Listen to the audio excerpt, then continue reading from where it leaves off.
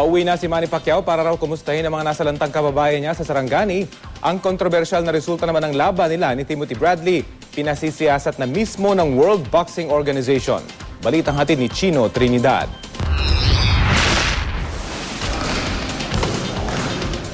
Isang araw bago umuwi ng Pilipinas upang alamin ang katayuan ng kanyang mga kababayan sa Sarangani na sinalanta ng flash floods, ginugol ng pambansang kamao ang kanyang oras para makalaro ang kanyang mga binatilyo. Nakita mo, relax na relax ako. Wala akong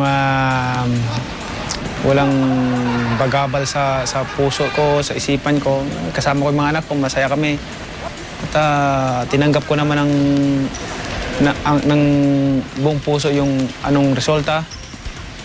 Nakita ano mo yung Exodus 14 verse 14. God will fight for you. God will fight for you. Just you're gonna do still. Just stand still. Kahit anong piga na gawin ko, wala akong makita o maramdamang puot kay Manny sa resulta ng kontrobersyal na pagkatalo niya kay Timothy Bradley. Kung sabi sa akin, paano hindi sumama ang loob mo nung in-announce? The Holy Spirit's telling me na relax lang, whatever God's will is, accept it.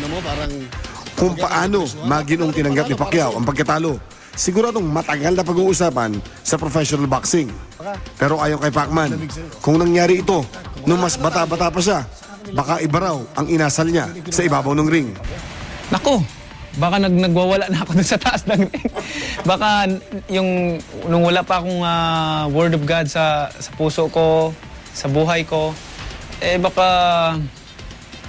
baka ano na doon, nagkagulo na doon sa taas ng ring. Oo, tanggap daw niya ang naging hatol ng 2 sa 3 judges. Pero hindi ibig sabihin nito, hahayaan niyang maulit ang pangyayari sa sport na nagbigay sa kanya ng katanyagan sa buong mundo. Yung pangalan ng boxing, sino pang magtitiwala kung palaging ganito? Sinong tao magtitiwala pa sa boxing? Nananawagan ka ngayon na ibalik ang kredibilidad ng boxing, di ba? Yan ang sinasabi mo. Yes, ang kredibilidad na unti-unting nawawala dahil sa nagiging resulta sa mga laban, no? Mga resulta ng mga desisyon.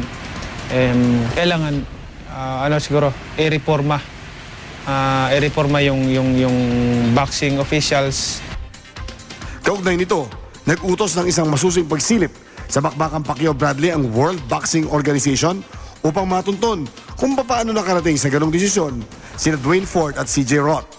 Ganun pa man, hindi na hihintayin ni Manny ang magiging resulta ng paunang investigasyon. Itutuon na lang daw niya ang sarili sa susunod na laban.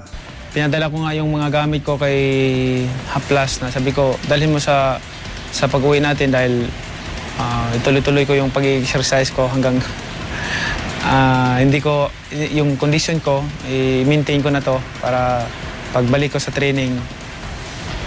Kumanda sila. Umaapoy.